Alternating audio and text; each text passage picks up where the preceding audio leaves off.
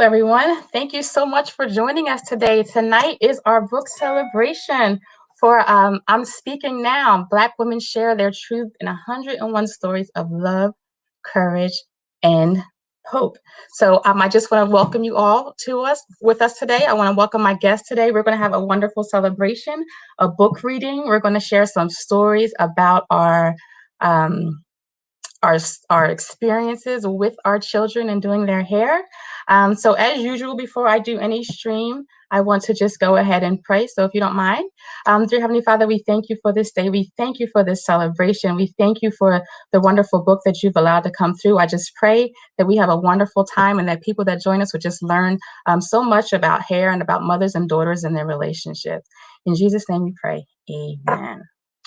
All right, so before we get started, I'm going to go ahead and share the book trailer for I'm Speaking Now.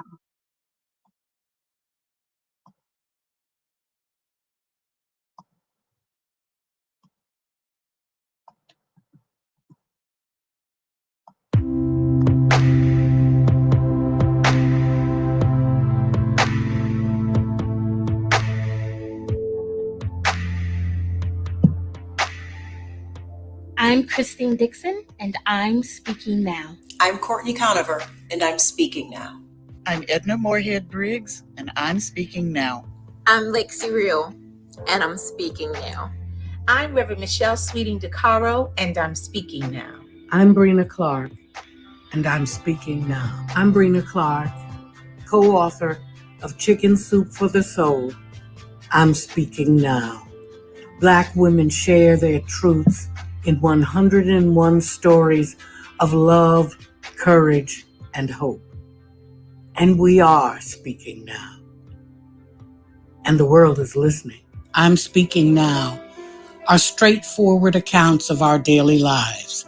Some of the stories are sweet, some are about our beloved forebears, some are about dreams, and some are raw and real. But these stories must be told. I'm Shantae Chase, and I'm speaking now. I'm Mia White Anderson, and I'm speaking now. I'm Sharon Moore, and I'm speaking now. I'm Quantrilla Ard, and I'm speaking now. I'm Zarina X.E. Fry, and I'm speaking now. I'm Listina Matthews, and I'm speaking now. We cover everything in this book. Why we need to stand up and speak out, the shoulders we stand on. We talk about family and soul food and self-discovery, including where we come from. We talk about everyday racism and our struggles and how we're raising our children. And we talk about self-care because we all need to pay attention to that. We've got stories about our sisters and our friends, loving our men and our identity and roots. I'm so pleased to present this collection of 101 compelling personal stories and a dozen powerful poems. Chicken Soup for the Soul, I'm speaking now, because the moment is now. I'm Irene Grandison, and I'm speaking now. I'm Cora Cooper, and I'm speaking now. I am Kukwa Jibodi Yomefe, and I am speaking now. My name is Dr. Kamaria Washington, and I'm speaking now. I'm Dr. Crystal Newby, and I'm speaking now. I'm Erica Brown, and I'm speaking now.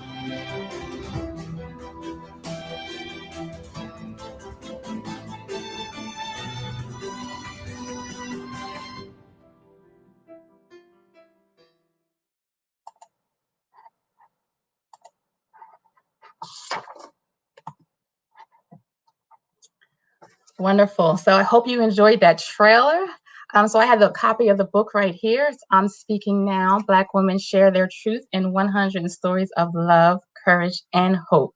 And so my story was in the Raising Our Children section. When I was speaking to the publisher of Chicken Soup for the Soul, Amy Newkirk, she was telling me that she was going to write this book. And I said, I have to submit a submission for this book. But I didn't know what I wanted to write about. And she said it was going to be about pick a story of love, courage, and or hope. And I said, I have to choose hope.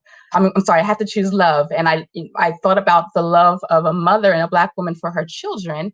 And so I I figured that that's what I wanted to write about. And I kept thinking, what can I write about? What can I write about? What really can I share with the world about my relationship with my daughters? And I thought of, hair. That's one thing that's been enduring since they were, 1, 2 years old, since they started growing hair out of their heads. So I said, I'm going to write a story about doing their hair, how it eventually became bonding time for us, how I wanted to do their hair to demonstrate what beauty should look like. I wanted to be the one to define beauty for them and not what they would see when they grew up and saw on TV or in magazines or maybe even what other people told them. I wanted to define that for them at an early age. So that's why I decided to write my story. So I'm going to start off with the actual story and then we'll get into our discussion. Okay, the name of the story is called Crowning Their Beauty. I let the kinks, curls, and tight coils and afro hair.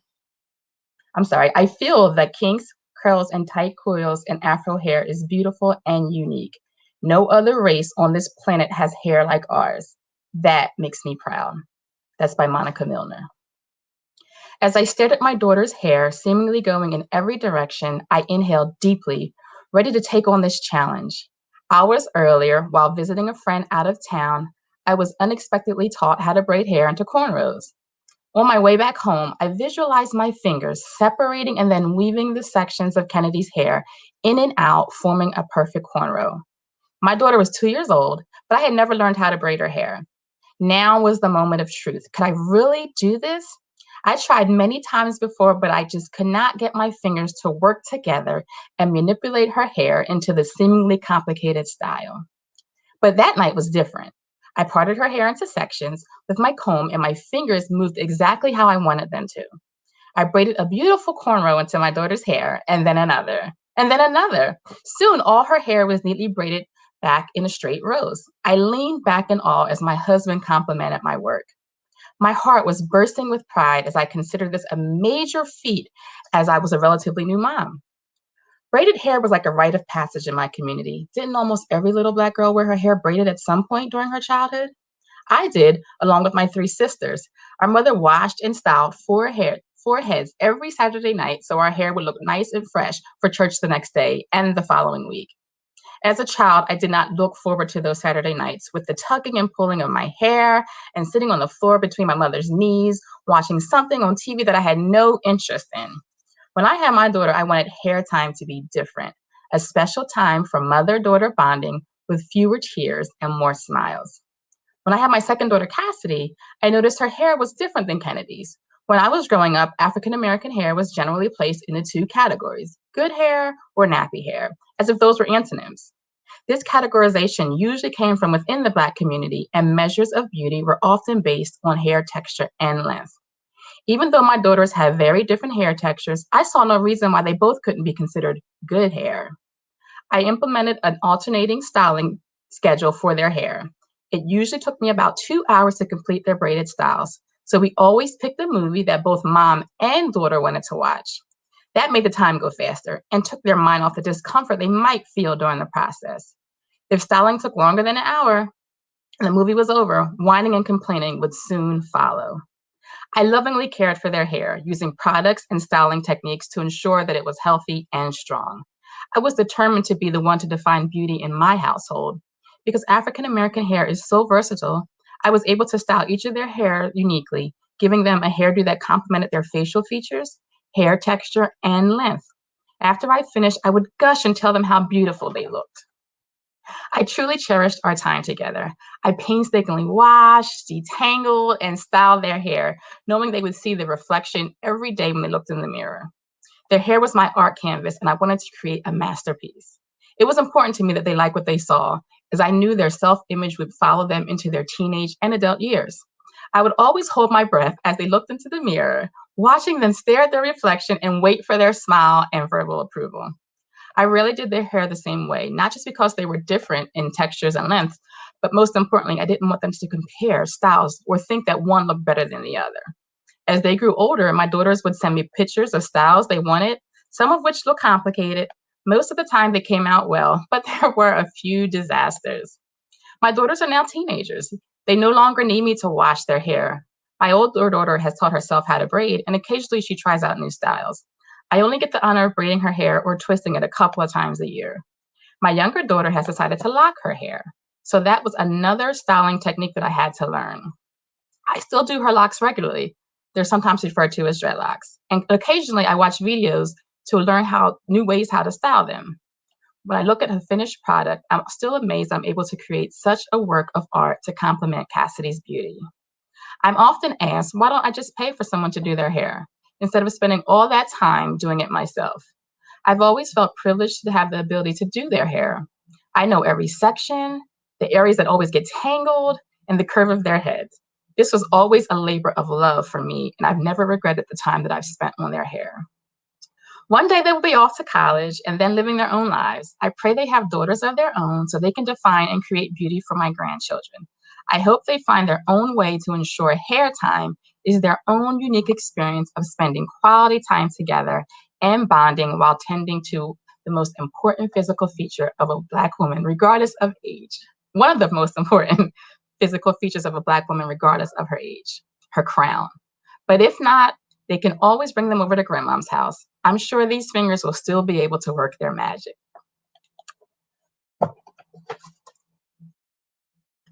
So that was my story. I hope you enjoyed it. It was wonderful writing, and I smile at the end every time I read the story. It just brings back memories of those times of being able to do their hair, and it was really a special time for me. So I'm going to actually ask all my guests if you could turn your mics on. I'm going to do introductions, and then we're going to go ahead and get into our discussion. So I'm going to go on the order that I see on my screen. So first we have Miss Jamie Swain, and her daughter Sienna is here with us. Jamie and I went to college together, and Sienna is a junior at Hampton, right?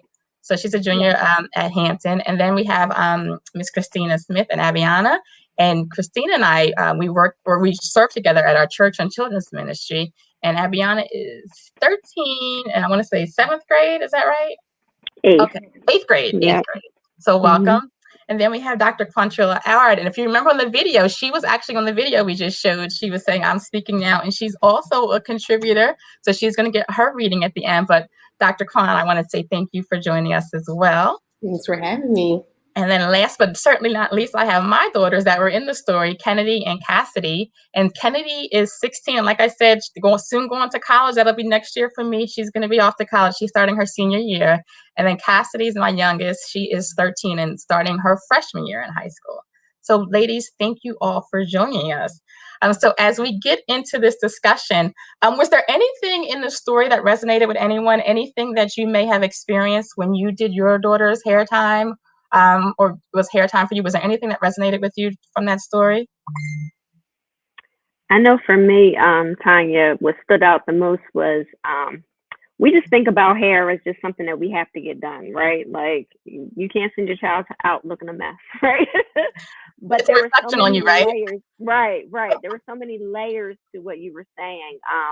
Starting with the generational thing, how your mother used to do you and your sister's hair.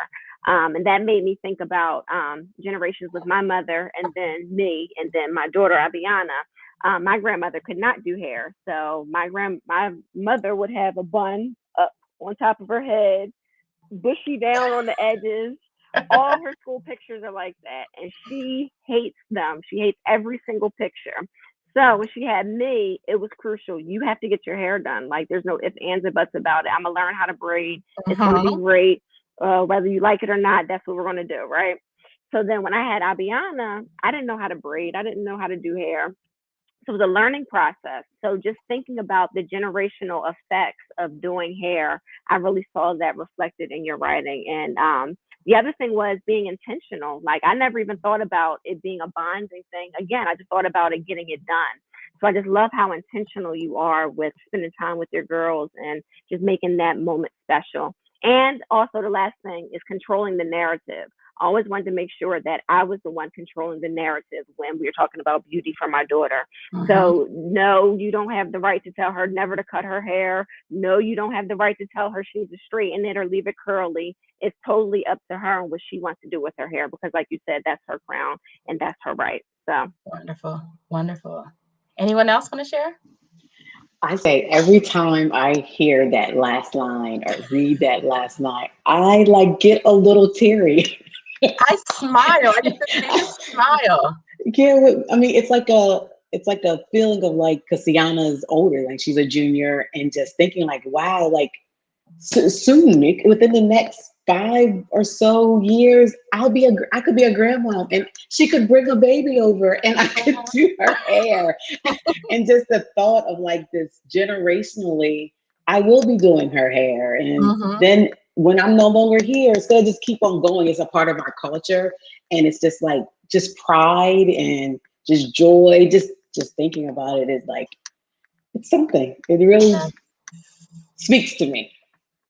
So how many had their grandmothers do their hair? I can remember mine. She never braided, but Easter, she was the one who did our hair on Easter in her kitchen with her light shining over us. And she would do the hot comb on the hot fire from the stove. And we would always, brace ourselves for that first wave of heat because you're going to feel the heat. But she would straighten all of our hair and then do the curlers for Easter. And that was probably, the one time a year that my grandmother would straighten our hair. It was our Easter hair. That I can remember that one thing as a child that, she did our hair. Yeah. Any other memories or anything to relate to the story? Any from the daughters? Any comments? I would have to agree. The last line is always like my favorite line. I love that so much. Just thinking, especially like I'm sure these fingers will remember how to do it. I don't know. It just really sits with me. It's my favorite part of the whole story. Yeah, the whole story was good too, and just like thinking back on like what times you talked about, and like just remembering, oh yeah, like that's how that's happened, and it's like just sitting here and laughing about it because we've come a long way. So I for think for me, me, oh sorry. I think for me would be more so like the transitioning of mom doing my hair all the time to going that I'm doing my hair all by myself, but it's still like I know if I say, Mom, can you do my hair for me? She's like sure. Sure. Sometimes she's like, well, tell me never to do that again because that took too long, but she's still always willing to do my hair. Yes. Someone else want to say something? Yeah, I was just going to add that for us, our situation is a little different because the gap between my mother doing my hair and me doing my daughter's hair is very emotional for me because my mother's no longer here. So it's like I don't have that. Mom, how did you can you do this or can you show me that? So I don't have that. So I'm literally relying on like the memory of how it felt in my head and trying to figure it out between my fingers and my daughter's hair.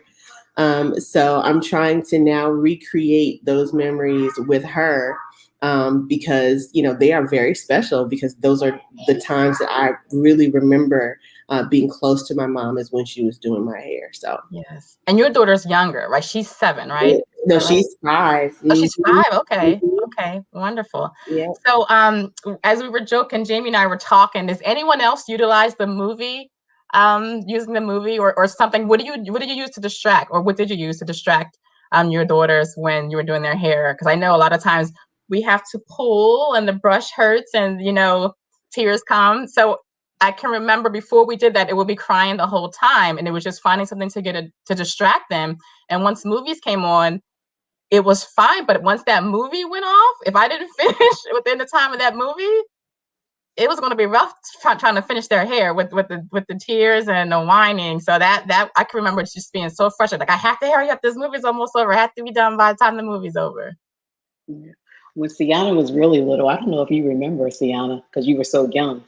I mean, as young as like 2, I would do lollipops. Like, you get a lollipop, like sit here with this lollipop because it's going to take her forever to eat it. And she's not going to be thinking about me doing her hair. So that was a special time that at that time she knew that if I pull that red chair out, she's going to get to sit there and eat this lollipop. Oh, I'm sorry, Kenny and Cassie. I didn't know about the lollipop. So y'all missed out on that one. I know the lollipop is a good one because it takes a long time for you to finish that. I love that. Yes. We use the iPad. I don't care what you play. I don't care what you watch. Just, yes, here's the iPad. And it never goes off. It's endless entertainment until I'm done. And it really does seem to distract her, because if she's not using it, it's every pull, it's every something. So we definitely use iPads, iPhones, games, all of that. Yes. And I feel like sometimes with the iPads or even the phone, it keeps their head down. I'm all having to pull, put your head up. Yes, that too. Yeah. All right, well, we're going to go ahead and get into some questions that I had that I wanted to just have you share some additional stories. But I did want to talk about hair type before we get into it. And so for those that may be watching that don't know, you can just Google Black hair types. And there's different, it talks about different hair types depending on how tight or how loose your waves or coils are. And so I know for me, learning how to do my hair, especially when I transitioned to natural, I had just had Kennedy. So that was one of the things after I had her, my hair was falling out, and I went to the dermatologist and they said, well, either give up the perms or give up the color. And I had a lot of gray. So I'm like, I'm gonna and I would have never imagined my life without a relaxer in my hair. Like that's just something I never considered. I just thought that's what you do all the time. And I would have never considered life without a relaxer. And I struggled with that, but I made a decision that I was going to give it up. And it wasn't easy. It took me, I think, about 6 years to really get comfortable with my hair and get comfortable liking what I saw in the mirror. And that probably had something else to do with, making sure that the girls were happy with how they looked, because it was natural, but I just wasn't pleased. And it took a long time to find the right product. So we will also tonight share our products, some of our favorite products. And hopefully if anyone's having issues finding a product that they love, that we'll be able to help you there. But so all three of us have different hair types. So I'm a 3C. So my curl, it's a tighter curl. So I'm a 3C. I'm sorry, I'm a 4A with my curl type. Kennedy's about a 3C. Her curl's a bit looser than mine.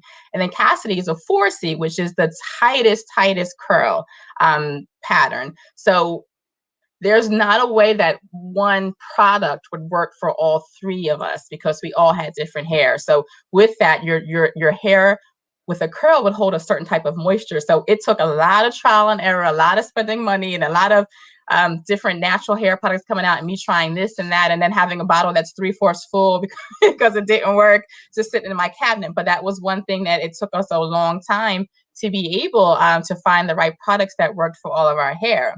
But just at the high level, I wrote it down. Type 2 is like a loose curl to wavy hair. So type 3 is like a medium to loose curl. And then the type 3C to 4 A, B, and C are considered tightly coiled or curly hair. So we don't use the word naps anymore. What we said before used to be nappy is kinks or tightly curled. We don't use the nappy word anymore. We call it another N word. We don't use that anymore.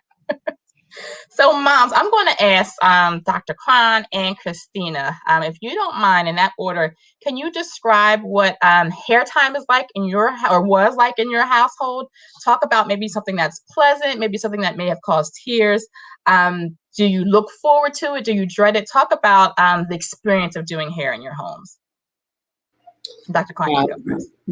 That's going to be fun. So I think I wrongly assumed that because my daughter does have like 3A, 3B hair, which means she has a very loose curl with some waves. So it's not all the same texture, but it's very loosely curled.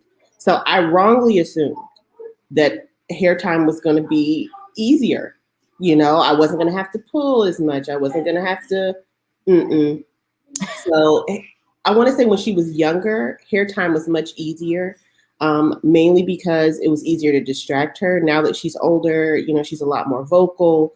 So she'll be like, no, mommy, that hurts, or, oh, help me, Lord, and I'm just like, oh my goodness. So hair time is not necessarily a fun time in our home because it takes a long time. She has a lot of hair.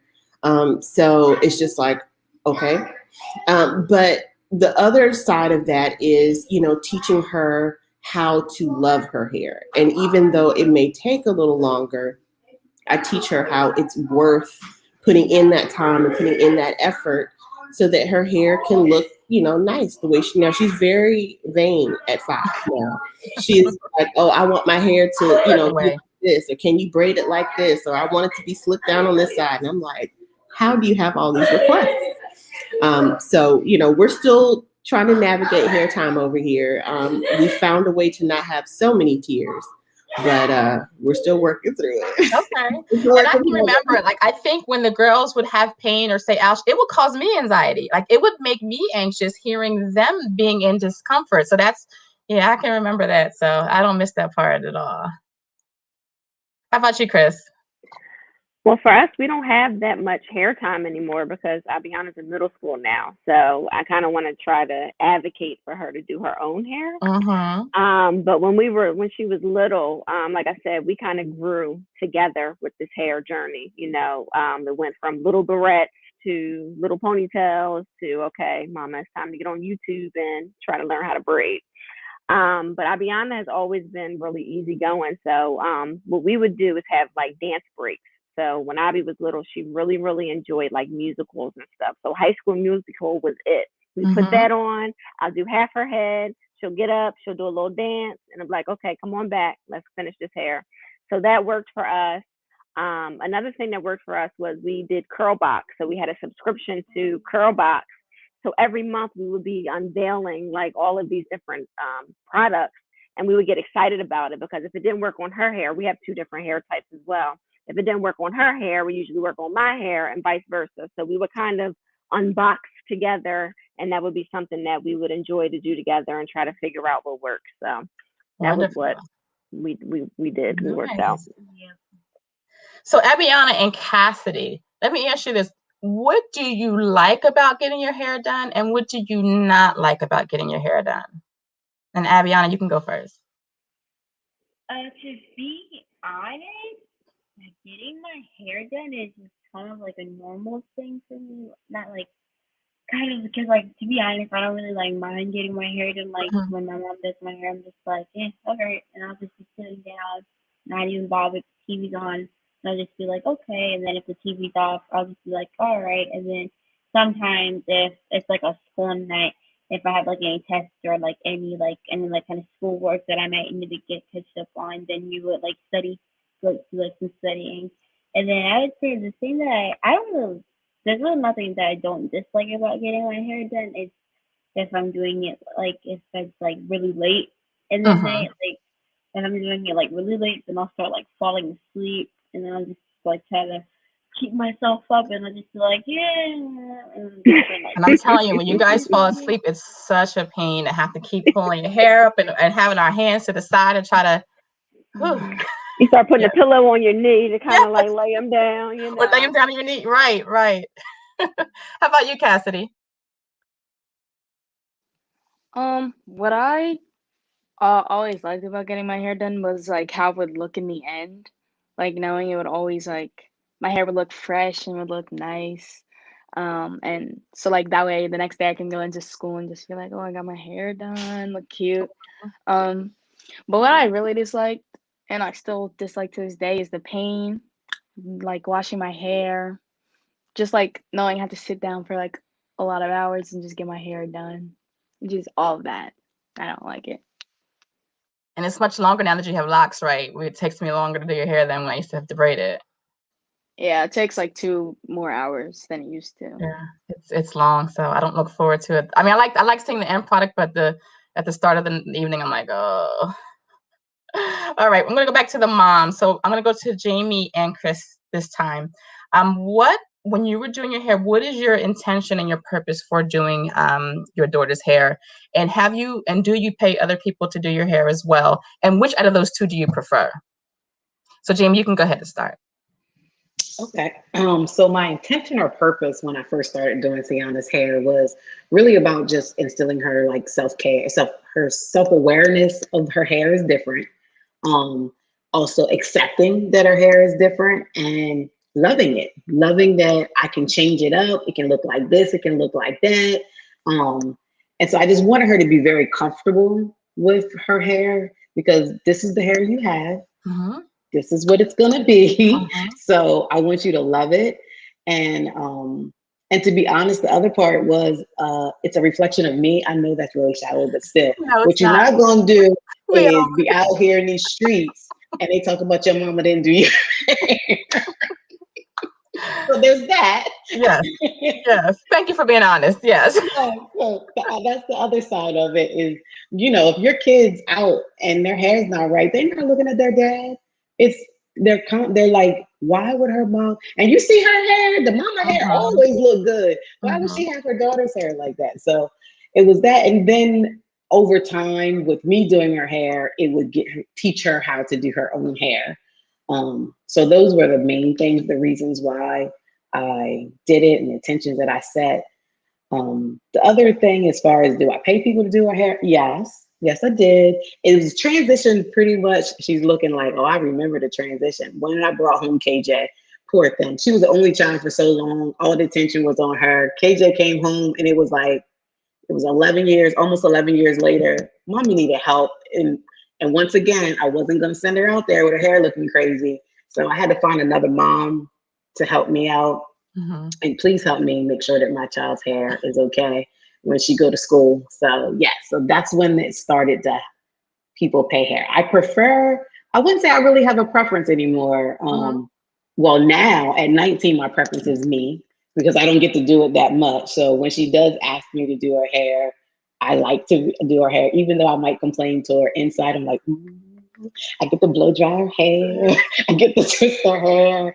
But so that's my preference right now. When she was transitioning, my preference was her to get her hair done, or for her to also transition to learn how to do her hair herself. And then even when going to the hairdresser, she just learns the culture of being at a hairdresser, how that looks like, being able to speak up to the person who's doing your hair and say, oh, that's too tight on my edges. Yes, what you want. Or I don't really like that. And so it takes time to build that confidence to be able to be in a beauty salon with all adults mostly and being able to speak up and say what you like and what you don't like. So yeah. Yeah, it's funny. When you said that, I thought of a meme that I saw. It's a dog that has like a short bang, and it says, when you hate your hairstyle, if you don't tell your hairdresser, you go home and cry. And it's like, how many times as grown women have we left we looked in the mirror, we hated our hair and never said anything. Just paid for it. And keep it moving like. We're home trying to change it or whatever. So that's good. I love the advocating part for your hair and what you want. So I love that. Okay, Chris. Yeah, I can totally relate to what Jamie was saying as far as like it being a reflection, because she and I are both on our last moments of these braids. And I struggled today. I'm like, okay, we about to be on this camera talking about braids. Do I take the braids out today, or do we just go ahead and rock out? So I totally understand that struggle. I never really thought about being intentional in that hair until we had this conversation where, it teaches you life skills, advocating for yourself, self-care. All of these things are life lessons that we just take on as Black women, and we don't even realize that it's stemming from us getting our hair done. So I think that that's just amazing in itself. As far as other people doing, I'll be honest, hair, I don't like people putting heat in my daughter's hair just because people are so heavy sometimes. And I'm very, very selective of who I allow straighten her hair. Braids are a little different. I prefer to do her hair myself just because, like I said, I clutch her to, my bosom and try to protect her the best way that I can. So I usually go to the hairdresser a couple of times first to see if, I trust it. And I do prefer to do it myself just because that's my baby. So. Thank you. And to our older daughters, our older girls, Kennedy and Sienna, I want to ask you, what is your favorite style that you like to wear your hair in? And is looking cute with your style or making sure you're keeping your hair healthy more important? And you can be honest. So I'll go to Sienna first. I would probably say that my favorite style is twist. And I like to twist because lately I've been all about protective hairstyles. So I'm always talking to mom about, I need to do my protective styles. So right now I'm on the health kick of I want my hair to be really healthy. And I noticed that like in the past year, since I've been thinking more about health, it's been growing more and it's just been easier to do in general. So it'll probably be my twist. Okay. And Kennedy? I think my favorite style now that I'm kind of growing into and I enjoy wearing is just wearing it out naturally, doing a wash and go. I used to be so scared to wear my hair out because it would shrink up and get really puffy, and I'd always be self-conscious going to school, and I'd always make sure I had a ponytail in my hand because it'd be up by second period. I really wouldn't wear it out that much. But now I think just over the pandemic and being in the house, that's just something I've really grown in and become more comfortable wearing my hair out. But my favorite style to get done by my mom would probably have to be my like tiny little twist, and I could style it up, wear it out. I mean, it takes long, but it looks cute Yes, it after. does. So that was always my favorite to get done by my mom.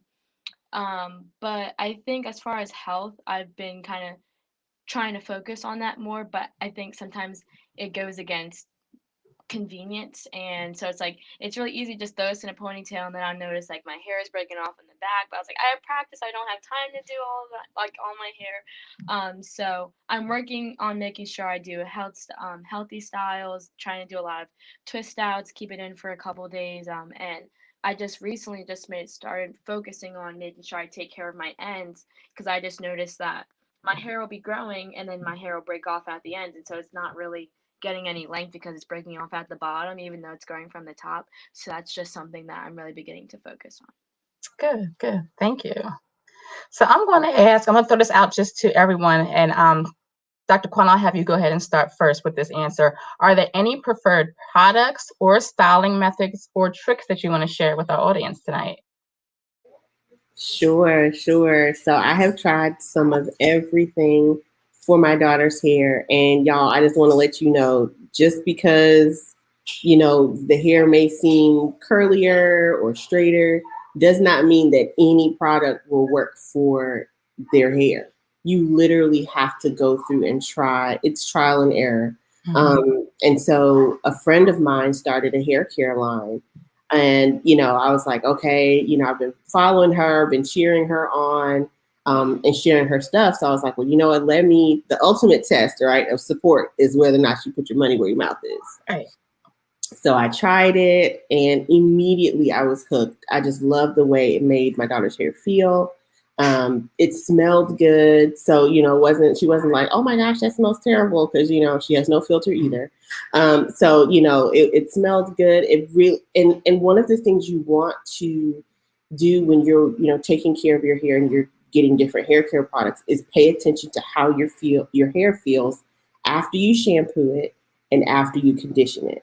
Your hair shouldn't feel stringy or like straw. It shouldn't feel rough.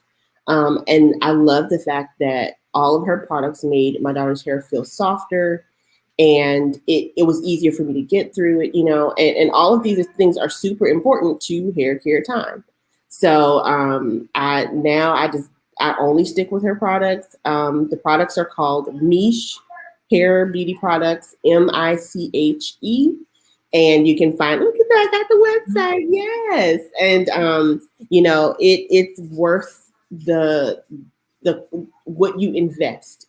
And that's not to say that just because something is more expensive that it's better, but I'm so happy to, spend my dollars here at a Black owned business and, for hair care products that really work for my daughter's hair. And the bonus is I can use them too. So my hair is relaxed. My daughter's hair is natural, but we can both use the products, which is a great bonus. Mm-hmm. And what was the other question? It was the styles and the products? Yeah, or just any styling methods that work for you that you might want to share with someone else. Yes. So I try to keep my daughter's hair braided. It dries out easily because her hair is really soft. So it won't, like, no bonnets, no scarves, nothing will stay on her head. And I'm sure somebody somewhere can relate.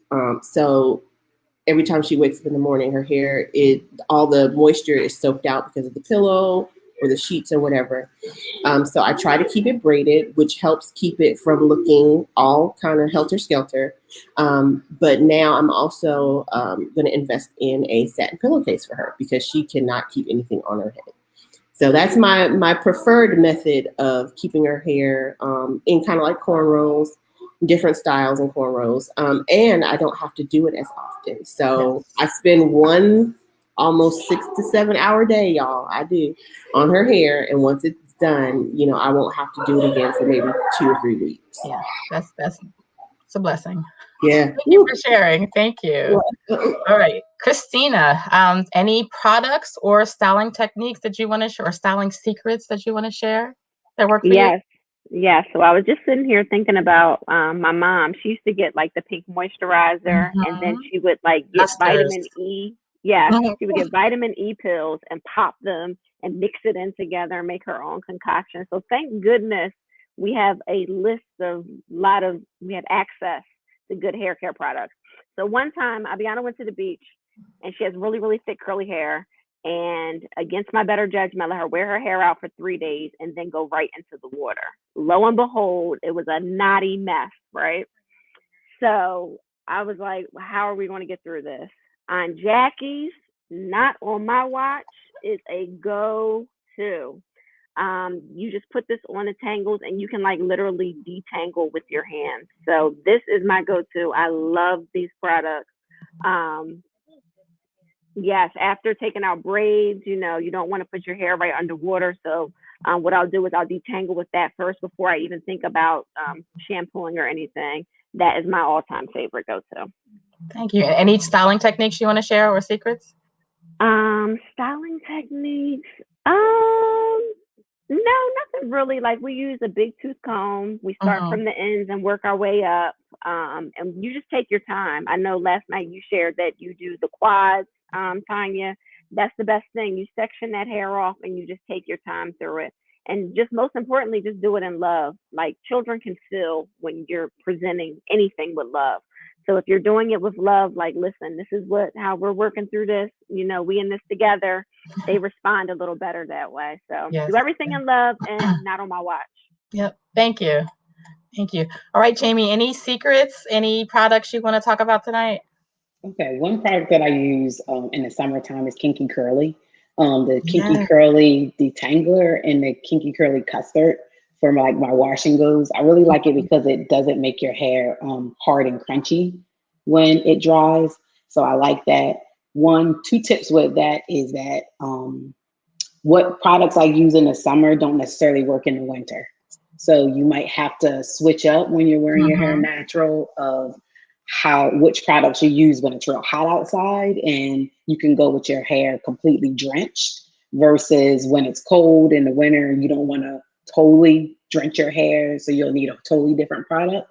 I don't have a tip of which product to use because everybody's hair is different, but just know that what's working for a few months may stop working when the weather changes. And in general, sometimes your hair is just different. It be changing up on you. You're using a product, and it's great, and then you try that same thing, like, what is happening here? So you have to just wash it out and try again, try something else. The other tip is, like, I transitioned a long time ago. It was even probably, I don't even know if Sienna was born, but while you're transitioning, one style that's really good is to twist it, but then your ends are kind of still really, really straight. Rod set your ends. So then once you take the twist out, your ends are curly and it blends. The relaxed hair and the natural hair are all blend together. So that's nice. Thank you. I've been using Kinky Curly for years. I use the Knot Today as my detangler every time I've washed and conditioned. That's my leave-in conditioner. So I'm definitely a fan of that. But you did mention about the winter versus the summer. So I wear wash and goes pretty much almost every day. And so I'll get my whole head and hair and scalp wet in the summer when I'm doing wash and goes. But in the winter, I use a spray bottle instead. So I don't let my hair get wet. So that way my scalp isn't wet going out because it takes a while for it to dry. So once that weather changes, I just kind of saturate with the water bottle so it doesn't get into my roots like it would in the shower. So that's a trick that I wanted to share. So for mine, we talked about we all have different hair types. I like Camille Rose. She has a good number of products, but her curling products work very well in Kennedy's hair and my hair for kind of just wash and goes for that.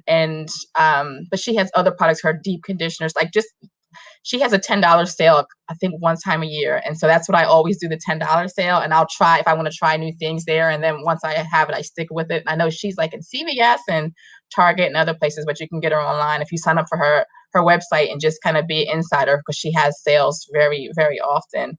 And then the naturalhair.org is Talia Wahid, I think is how you say her name. But I use her lock gel and her oil for Cassidy's hair. And then Kennedy uses her foam set and her like hair milk. So she also has products, and she has very good information about hair health and hair types and things like that.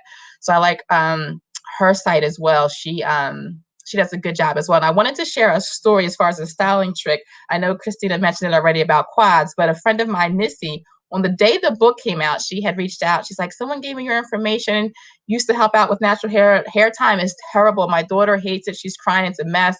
And so I kind of just shared with her the tips of something I read as far as detangling, separating the hair into quads.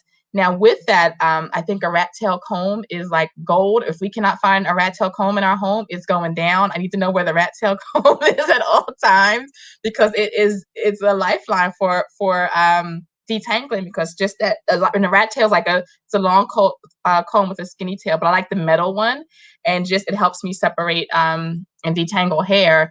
But again, with the quads, where you would separate it, and I put 4 clips in hair, and then you wash a quadrant at a time, and then condition a quadrant at a time. And then whether you're leaving, however you want to do it. Sometimes I would even do, well, I'll style it. So I'll style the back quadrant first and the front, but just separating that, it kept hair from getting detangled again after you washed your hair. Because a lot of times after washing and conditioning, those tangles are back. So keeping that hair separated in 4s definitely kept the tears at bay when it was time for hair. So that's also definitely a good trick and technique. And for anyone that's watching, if you do have any questions for any of us moms, go ahead and feel free to write it in the comment section, because we'll be getting ready to take your questions in a few minutes. So as we close this question and answer part, I want to ask the daughters, is there anything that you want your mom to know, or another mom that's listening to know, a helpful hint that you wish your mom knew for doing hair? Anybody want to go first, and just, you can give us or anyone watching anything helpful that you think would help a mom styling hair? I can go first. I have 2 actually. I think that when like a mom is doing like their daughter's hair, they're really not necessarily just worried about themselves, but I just know that my butt hurts so bad sitting for so long. So I just wish we would take more breaks than like 2 or 3, just like breaks every so often minutes. Just because I know how it feels to be sitting down for so long, and I'm like, I'm cramping up. I need to stand up, walk around the house or something. And the second thing is, it just takes a lot of patience and really learning how your mom does your hair, and just that bonding experience. And it really is a bonding experience, growing together and learning what works for you, what works for your mom, how to compromise and different things like that. So I would just say it definitely takes a lot of patience. Thank you. Wait, real quick, speaking on the breaks, I think when you take breaks, don't make them too long, but like long enough where if you need to use the bathroom, or if you need to run upstairs and get something, or eat a quick plate of food, that those breaks could be like 10 minutes. And then so that way, because the next time you take a break, it'll be like a while after you've done a long time of hair. And so Quan, for those 7-hour days, you definitely need breaks. All right, Tiana or Eviana, do you have any words of wisdom for moms and for us?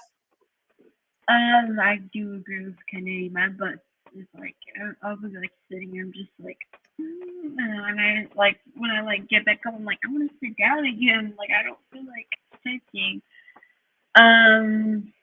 But I say, I mean, all of like, not everyone's hair is like going to be the same, so it is kind of maybe like maybe it would have to be like a process getting your hair done. But what you're mostly going to do is you might, if you're like really, like if you know, okay, I gotta get your hair done. I need to make sure I do this because I know if I have something big, like if we had like the first day of school or whatever, then I would do it like ahead of time, and then maybe like check and see if everything's good in the morning. But for me, to be honest, I wouldn't really have any problems with getting my hair done at all. Like literally, like when I was like 3, I would just be like, okay, just be sitting there, and then I remember my mom would like have me get up, and she'll be like, okay, you can like dance, do a little dance break. But like with me getting my hair done, and like it's kind of easy. Also, me trying to learn the process of doing my hair, it's actually not that bad because before I'm trying to get him, I was like, oh, this is a pain. I can't do it. Because then, like, now as I just, like, keep doing it multiple times and seeing my mom do it and, like, having my mom guide me, I'm just like, okay, I think I got this. Awesome. So moms should teach their daughters how to do hair. Yeah. Awesome. Well, thank you so much for sharing. So that is the end, at least, of our question and answer. Our discussion. I'm going to go ahead and put the website up, which I meant to do at the start. So that is the website if you are interested in purchasing, again, this special book, I'm Speaking Now. So you can go to our website or Amazon or Barnes & Noble or any regular bookseller. But if you want a signed copy, you can definitely go to that website and get some. So excuse me, Joy? Mom. Yes. Oh, you forgot to ask Sierra what she had to say. Oh, I'm sorry, Sienna. I'm so sorry, Sienna, Sienna. sorry. What is your advice for moms? Thank you, Kennedy. I would say probably just like stamina. Just try to have good stamina because I know I can definitely tell when my mom's getting tired. She gets a little bit more rough, or she's just like, Sienna, it doesn't hurt that bad. I'm like, no, it definitely does hurt. So I would just say, like, when you feel like you're getting a little tired, maybe take a break and come back or something, or just keep on doing what you're doing before, because I could definitely tell when mom's tired. That's good. And one thing that I make sure of is the start time, because I know how long it's going to start, how long it's going to take. So if I start late, it's going to be a late night and I'm going to be frustrated. So if I got to make sure that I'm starting early enough in the evening so that the ending time won't be a time where I'm going to be cranky and tired and kind of be a little bit irritated as well. So thank you for that. That's very good advice. Stamina and look, know your boundaries and know your good time and your bad time. So okay, so I'm going to look for questions. Joy said, please post the websites mentioned. So I'm going to go ahead and post those again for you, Joy. And then Cynthia May said, and that's my cousin. Hey, Cynthia, thank you for joining us. What would you consider your biggest hair mistake? Anybody want to tackle that one? I would say my biggest one goes along with the time and having the stamina. I had real bright ideas when I first started. So like making those twists way too small, where in the beginning it looked real good. You're like, man, it's gonna be a mean twist out. You going and you going about halfway, you like, oh, man, this was a bad idea. So that's when I tell Sienna, whenever we're about to do it, just remind me not to do these things too small. Don't get too ambitious here. Make them a little bit fatter, and the twist out is just as good. So yeah, that's my biggest mistake, is starting too small and not having the energy to keep it up. Anyone else?